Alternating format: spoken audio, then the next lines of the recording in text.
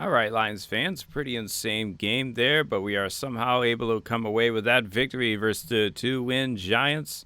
After firing their head coach Brian Dable, they're definitely playing a lot better. Now, this was a pretty fun game. Definitely one of the better games for Jameis Winston I've seen in a while. He has had a few good games, definitely for the Buccaneers that I can remember, where he's just like scrambling around, breaking tackles, and chucking the ball downfield and just like making big plays a lot, and that was the case today. Definitely quite a few times on 3rd and long. And yeah, Jameis was making lots of plays today. This big flea flicker throwback here makes the guy miss and chucks it downfield under pressure. Wide open there. Obviously, that's a play where like you're not really sure if that's indicative of the Lions having a bad day on defense. Flea flickers seem kind of like more random these days. I feel like there's a lot of times where an offense isn't doing really well and then they hit a flea flicker. Doesn't really mean that their offense is going to start playing better. I think it's more random. And yeah, on top of having a big day passing, Jameis had this crazy play, basically a reverse pass where the wide receiver is going to throw it back to Jameis, running over Derek Barnes there. Really tough play there, throwing him down. And yeah, that's the type of thing that Jameis did a lot in college. I feel like this was kind of a throwback game almost. I remember when they won the national championship, they just had an insane roster, but like he was making a lot of plays, breaking off tackles. Just to feel like I'm watching him play in college again, that was hilarious. That was an insane play. He's just done that stuff throughout his career. Every now and then he'll have a game like this where he looks like one of the best quarterbacks in the NFL. Jameis did have the one interception on like a play action pass. Thomas Harper made a nice pick there. And yeah, that was really his only bad decision today. But he did miss a throw in overtime there to Wan'Dale Robinson that may have scored a touchdown to tie it. Wan'Dale was wide open, just running on an over route coming across the field. And this was just one where it's really crazy that Jameis is going to miss that throw after making so many good plays.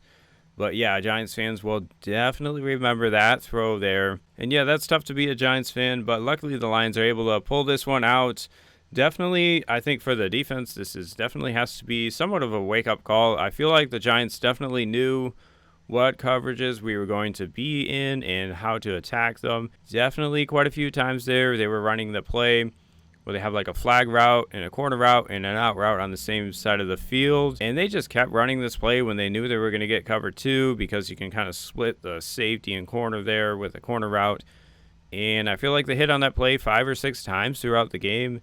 And the Lions really didn't adjust. It was really just Amik Robertson making a really nice deflection there. I think that was in the 4th quarter they ran that.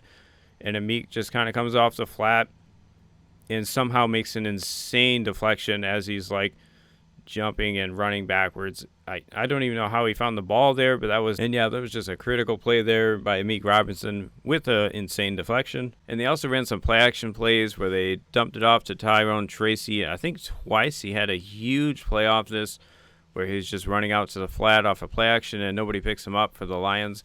So that's another one where the Giants just really knew what the Lions were going to do.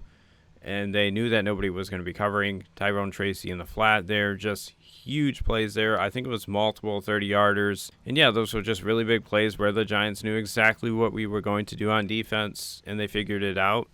Now, the Lions also were rotating corners around.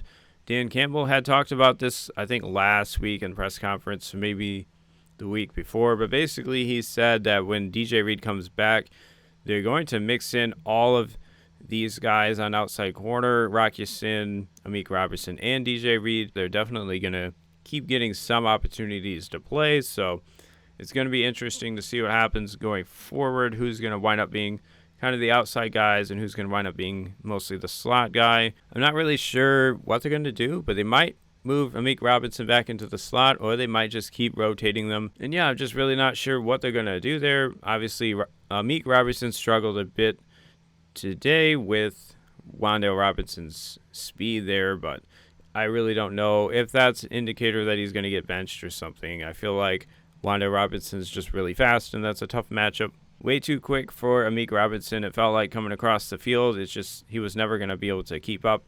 And the Giants definitely knew that. That was their plan, to get him the ball in man coverage. And it was totally working, especially in the first half. I feel like Wan'Dale Robinson probably had 130 yards or so in the first half. It was kind of insane. And you combine that with Detroit Lions offense not being 100% on top of it the first half. I mean, he definitely had some plays that worked in the passing game, but I feel like they definitely at some point came back to the run game, but it was like we were running the ball pretty well for about 5 yards a carry or so, and then we were kind of throwing the ball a little too much, I felt like. And then right after that, Jahmyr Gibbs comes out and he hits a 49-yard run, and then we scored a touchdown the next play. That was really nice, obviously. But yeah, I feel like there are times in many games this year where the Lions kind of abandon the run and go to like more of a drop back passing game. And that is something we had been able to do the last few years, but I really feel like the offensive line is just not good enough to do that right now, especially on the interior. But also the tackles today were getting beat. I mean, I felt like every single position on the offensive line, we kind of had a mismatch in pass protection today, except right tackle. Penei Sewell did good, but he also lost a couple times versus Brian Burns. And at left tackle there, Taylor Decker was getting beat almost every time. He was getting beat around the edge. Abdul Carter's really fast, and he made a lot of plays there, just kind of ducking under the block and getting to Goff, or almost getting to Goff and making him get rid of it. Yeah, and it's really like the offense is working when we want to run to Jahmyr Gibbs and hit the play action stuff, but anytime we try to do something else, we are really playing with fire. And a lot of times we just can't hold up in pass protection, and Jared Goff either gets sacked or has to throw the ball away. And that's just really tough to not be able to have any kind of drop back passing game. Other than the game versus Washington, we really have not been able to do that. And that is concerning. You know, you're definitely going to be showing your hand if you really only run the ball and throw play action and just mix in a couple of screens here and there. That's not the most complicated offense, and defenses are going to know that. You know, they're going to load up the box, and they're going to do everything they can to try and stop the few plays that you're good at. And I feel like the Lions have to lean even more into the plays that they're good at right now, because it's just not working, like we said. And yeah, it's just really tough right now. I don't really know what the fix is for the offense, except get better on the offensive line. And yeah, not really something you can do mid-season, right? Now, we also had a couple drops there. Monroe St. Brown with 2 drops. One of them, I think, was on second down, but he had that one there that turned into an interception kind of popping up over the middle. Definitely would have been a scoring drive. They were close to the red zone there, and bounces off of his hands into the hands of the defender for a Giants interception. That was pretty tough. Also, Jameson Williams had a drop in the fourth quarter that could have costed us the game. And that was on the Lions' last drive before the Giants basically drove all the way down the field there and tried to go for it on fourth down and didn't quite get it.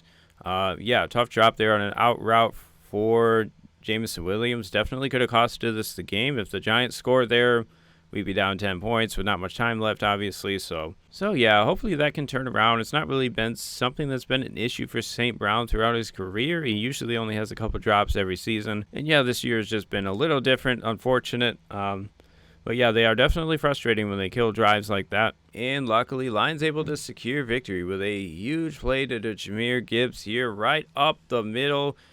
Takes off, and the safety has no chance with all that speed. Never going to make that tackle. And yeah, overall, it is really nice when Jahmyr Gibbs can pop off a really long run like that and score these long touchdowns like he did in overtime there.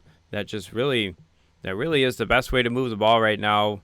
And yeah, he can obviously pop up big ones, but he's also showed incredible vision this year and toughness and just the ability to make guys miss in the hole and then get back to speed and obviously get downfield and score touchdowns. But also there's plenty of plays where he just makes the right read at the line, picks up 5 or 6 yards, and falls forward. So yeah, I think if the Lions want to make it to the playoffs and actually do something in the playoffs, I do think it's going to be a lot more running the ball and just a lot less traditional kind of drop back passing stuff, because that really just hasn't worked a whole lot.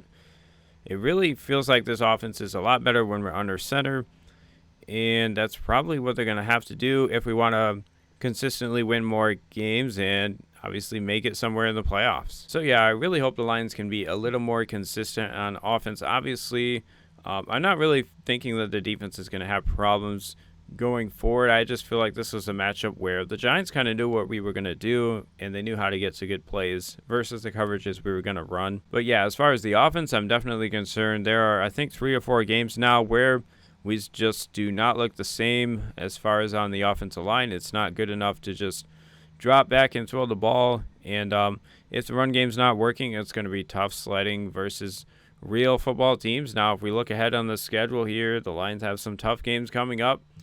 We got to play the Packers, then the Cowboys, Rams, Steelers, Vikings, then Bears. So yeah, these last 6 games are going to be really tough.